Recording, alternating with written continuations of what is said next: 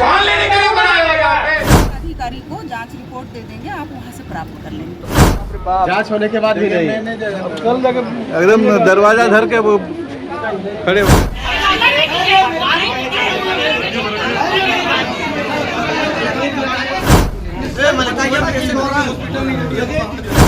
46,794 का patient attendant ने जो पे किया था वो था लगभग 5,40,000 के आसपास।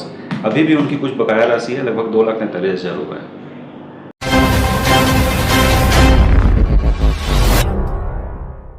जांच अभी कंप्लीट नहीं हुआ है। हाँ जांच अभी कंप्लीट नहीं हुआ है, जब जांच कंप्लीट हो जाएगा तो हम लोग बता देंगे। मैडम, प्रथम दृष्टया क्या लगा मैडम? जांच में प्रथम दृष्टया क्या लग रहा है? जांच अभी कंप्लीट नहीं हुआ है। मैडम जवाब दे दीजिए। लेकिन मैडम प्रथम दृष्टया क्या लगा मैडम? पहली बार आए आप।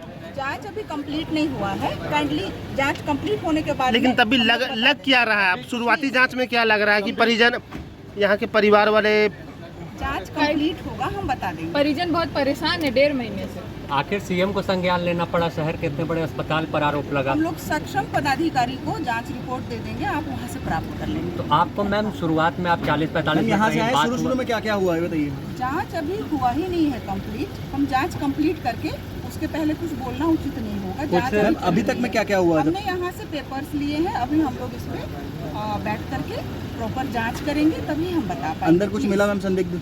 डॉक्टर यहाँ सारे पेपर्स ले लिए हैं, हम जांच करके आपको बताएंगे। डॉक्टर यहाँ पर थे? डॉक्टर सारे मिले आपको? सभी डॉक्टर से जो भी ट्रीटमेंट किए थे सभी से हमारी बात हुई है, और फिर हम लोग इसको प्रॉपर जांच करके ये बात रख पाएंगे।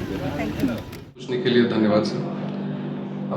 मैं डॉक्टर वीरेंद्र कुमार, प्रबंध निदेशक राज अस्पताल, आपके प्रश्न का उत्तर देना चाहूँगा। तो कुछ 1 महीने और हफ्ते भर पहले, अराउंड 40 डेज प्लस, सो एक बच्चा यहाँ एडमिट हुआ, एक लड़का। तो वो केस जो है रोड ट्रैफिक एक्सीडेंट, बहुत ही बुरी तरह क्षतिग्रस्त, हाई वेलोसिटी इंजरी, बारिश में जैसे आम पाई जाती है, सड़क दुर्घटना थी। उसमें पॉलीट्रॉमा था, मतलब मल्टीपल जगहों पे उनकी चोट थी। सर पे इंजरी, अंदर में उनकी ब्लीडिंग, छाती में थोड़ी सी इंजरी, स्पाइनल कॉर्ड, नेक, कमर में इंजरी, और इसके साथ साथ पाँव में बहुत ही बुरा क्रश इंजरी उनका था।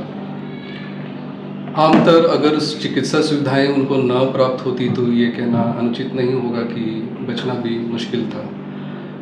खुदा खास्ता वो यहाँ पहुँचे हैं, सदर अस्पताल लातेहार से रेफ़र हुए थे रिम्स के लिए, और फिर वो सीधा राज अस्पताल आए। राज अस्पताल में उनका जो है उचित चेकअप किया गया, उनको आईसीयू में एडमिशन की गई, उनके हीमोस्टासिस और रक्त रिसाव को रोका गया, उनके संक्रमण के लिए उनको दवाइयाँ दी गई, और वेंटिलेटर का भी सपोर्ट इनिशियली दिया गया, क्योंकि वो बहुत ज़्यादा कोमाटोज थे और खुद से जैसे उठना, बैठना या कहना या खाना वो सब नहीं कर सकते थे। तो 1 महीने जो उनकी इलाज चली है, उसमें उनके न्यूरो के ऊपर इलाज चला है, उनके चेस्ट के लिए इन्फेक्शंस के लिए इलाज चले, उनके लोअर लेग के लिए भी इलाज चला, जहाँ पे उनको चोट थी। शुरू में उस पर सर्जरी नहीं की जाती है, उसको पहले देखा जाता है कि पेशेंट जो है स्थिर हो जाए। वो स्थिर हुए, फिर उन पर ऑपरेट भी किया गया। मल्टीपल फ्रैक्चर्स थे, पाँव को भी नहीं छोड़ा जा सकता था, पाँव का संक्रमण शरीर को अफेक्ट कर सकता था, सर का जो मामला था वो पूरे शरीर को अफेक्ट कर सकता था। पेशेंट को हमेशा एज अ होल और एज ए पूरी तरह संपूर्ण रूप से इलाज किया जाता है, इसलिए पाँव के डॉक्टर पाँव का इलाज कर रहे थे, और उन्होंने उसमें वाजिब अपने सर्जरी भी की, उसके ऊपर उनके ड्रेसिंग्स भी चले और सारा देखा जा रहा था। विगत कुछ दिनों पहले उसमें एक कंडीशन डेवलप हुई जिसको नेक्रोसिस कहते हैं। जब कोई मरीज़ की प्रतिरोधात्मक क्षमता, इम्यूनिटी, इनबिल्ट इम्यूनिटी कम हो जाती है तो कीटाणु बहुत ज़्यादा एक्टिव हो जाते हैं। सेम दवाइयाँ जो उन पे चलाई जाती है, कभी कभार ऐसा हो सकता है कि पोस्ट ऑपरेटिवली नॉन कॉम्प्लिकेशन है कि ऐसा हो ही सकता है कि रेयर ऑफ द रेयर में नेक्रोसिस या जिसको कहते हैं टिश्यूज़ में संक्रमण आक्रामक रूप से उसकी उत्पत्ति हो। ये जनरली 24 से 48 घंटे के भीतर डिटेक्ट होती है। तो हमारे डॉक्टर ने भी इनको डिटेक्ट किया था, क्लीनिंग भी की थी, और एम्पुटेशन का भी जो है उन्होंने, हमारे जो चिकित्सक है डॉक्टर अभिषेक भाई ऑर्थोपेडिशियन, उन्होंने जो है इसका सलाह दिया था, जिसकी अनुमति हमें नहीं मिली। हमारी कोशिश ये थी कि हेड इंजरी से तो उबर रहे हैं, देख रहे हैं कि इतना ही सुधार था कि थोड़ी सी आंखें रिस्पॉन्ड करती थी, थोड़ा सा फिंगर्स मूवमेंट था, लेकिन इसके अलावा ये नहीं कि कमांड रिस्पॉन्ड करे या वो उठ के बैठे या खा सके। वो पूरे समय राइल्स ट्यूब फीडिंग पे ही 1 महीना रहे हैं। शरीर की इम्यूनिटी उनकी डाउन थी। चूँकि हमारे पास प्रोटोकॉल्स है, चूँकि हमारे पास उसके ट्रीटमेंट करने के स्कोप है और हमारी काबिलियत भी रही है, इसलिए हमने उनको अन्यथा रेफ़र भी नहीं किया। और जो सही इलाज करना चाहिए वो करते रहे। आखिरकार ये जो नेक्रोसिस सेट इन हुआ इसके चलते और एम्पुटेशन का परमिशन नहीं मिल पाया। एक तरह से कहूँगा कि ये भी उसका कहीं ना कहीं एक भागीदार रहा है कि अगर हम इन्फेक्शन के सोर्स को हटा पाते तो शायद हम कुछ और बेहतरी उनमें ला सकते थे। फिर भी इम्प्रूवमेंट के चांसेस थोड़े कम थे। सारे फैक्टर्स को देखते हुए मरीज़ ने जो है अंततः वो सर्वाइव नहीं कर पाए और संक्रमण कह सकते हैं, हेड इंजरी का भी उसमें अपना रोल है और इम्यूनिटी डाउन होने के चलते जो है वो फाइनली इससे उबर नहीं पाए और एक 40 दिन और उसके ऊपर की जद्दोजहद के बाद सारे प्रोटोकॉल्स लगाने के बावजूद भी मरीज़ को काउंसिल करते हुए, उनके अटेंडर को काउंसिल करते हुए, उनसे परमिशन ना मिलने के बाद भी हम लोगों ने अपना इलाज जारी रखा और लेकिन अंततः मरीज़ गुजर गए। तो ये इसकी पूरी एक तरह से मैं कहूँ संक्षिप्त विवरण है। मैंने बहुत टेक्निकल जार्गन्स थोड़े से अवॉइड किए हैं ताकि आपको समझ में आ सके। आज सीएम और हेल्थ मिनिस्टर ने भी संज्ञान लिया, जांच टीम पहुंची। किस तरह से आप लोग कोऑपरेट कर रहे हैं, क्या कुछ हो रहा है? एक तरह से मैं कहूँ तो हमें बहुत इस बात की खुशी है कि एक सही पद्धति से इस केस की अब जांच की जा रही है। कुछ दिनों पहले अस्पताल में बहुत ही एक दुखद सिचुएशन क्रिएट हो गई थी जहां हम ना एक्सप्लेन कर पा रहे थे ना हम कह पा रहे थे। आप सभी ने देखा ही होगा। आज मैं आप लोग का शुक्रिया करता हूं कि ये मौका हम लोगों को दिया है कि हम कुछ कह सक रहे हैं।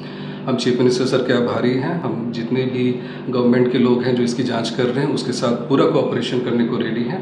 हमने अपने उनके फाइल्स उनको दिखाए हैं, हमारी बिलिंग भी दिखाई है, हमारे सारे ड्रेसिंग और ऑपरेशन के नोट्स और सर्जरी के नोट्स आज दिखाए हैं। अभी कुछ देर पहले ही वो लोग यहाँ से जांच करके गए हैं और जिस भी तरह के डॉक्यूमेंट, जिस भी तरह के उनके जो है इंटरेक्शंस की ज़रूरत है हमने की है। हमारे डॉक्टर्स भी, डॉक्टर प्रकाश चंद्रा जो head of the department neuro surgery हैं और हमारे चीफ ऑर्थोपेडिशियन डॉक्टर अभिषेक रॉय जो इस ट्रीटमेंट में शामिल थे, वो भी उन लोगों से उन दोनों ने भी बात की है। दोनों भी बैठे थे और उनके सारे सवालों का उन लोगों ने जवाब भी दिया है। तो हम इसके लिए खुश हैं कि अगर एक पद्धति से जाता है तो हम बाकी मरीज़ों को भी देखभाल करने पर हम अपना ध्यान केंद्रित कर सकते हैं।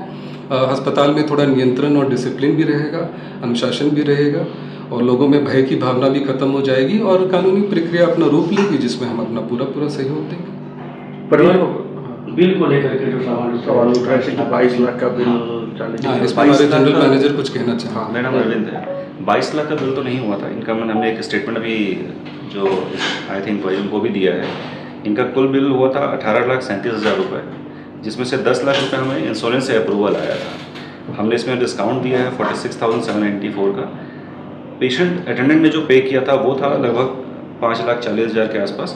अभी भी उनकी कुछ बकाया राशि है लगभग 2,43,000 रुपये। ठीक है, तो ये 22 लाख मुझे नहीं पता कहाँ से 22 लाख का जो तथ्य है ये हम भी जानना चाहेंगे कि ये कहाँ से आया है। ये इंश्योरेंस क्या था सर, कितना था? इनका इंश्योरेंस था SBI जनरल इंश्योरेंस, जिसमें इनका 10 लाख रुपये का आया हुआ है अप्रूवल। तो आखिर ये कम्युनिकेशन गैप किस तरह से? ये तो कहना मुश्किल है किसने कहा है। ये कुछ अंदाज़ा ही हम लोग लगा सकते हैं क्योंकि अगर आज भी पेशेंट के परिवार हम सभी से बात करना चाहें तो हम सभी बात कर सकते हैं। उनकी जितने भी क्वेरीज हैं उसको सॉल्व कर सकते हैं। पर ये मैं ध्यान केंद्रित आप सबका इस पे भी कुछ हम लोगों को ऐसा लगा कि कुछ इस तरह के लोग भी अस्पताल में 2-3 दिन पहले प्रवेश कर गए थे जो इलाज के पूरे दौरान वो लोग नहीं थे या काफ़ी बाद में आए। उनका परिचय भी कुछ ख़ास हमें नहीं था। कुछ बातें अफवाह और कुछ ऐसी बातें उस वक्त भी उठी जिसको उनको समझाना मुश्किल था। ऐसा हो सकता है कि ये बातें वहाँ से पैदा हुई हों, बट अगर ये कहीं भी इसका कोई तथ्य है तो हम भी समझना चाहेंगे कि 22 लाख का बिल कहाँ से आया है। सवाल ऐसा कोई कलेक्शन जब वो सदर हॉस्पिटल लातेहार से रेफर होकर आए थे तब उनकी कंडीशन कैसी थी? उनकी कंडीशन बहुत ही ज़्यादा नाजुक थी। अगर कुछ पल की भी देरी होती तो बचना असंभव था। आज का विज्ञान इतना प्रगति कर गया है और आज अस्पताल एक टर्शियरी केयर सेटअप है, क्वाटरनरी केयर सेटअप है, सुपर स्पेशलिटीज़ हैं हमारे पास, दिग्गज कुछ हमारे अच्छे डॉक्टर्स हैं। तो हमने ये सोचा जब तक सांस है तब तक आस है।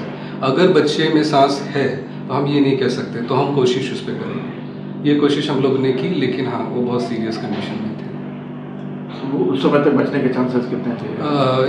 2% से ज़्यादा आप नहीं कह सकते। हमारे न्यूरो सर्जन यही बात जो है इंक्वायरी टीम को कह के गए हैं कि 2% से ज़्यादा चांस जब वो एडमिट होने आए जी मुश्किल था।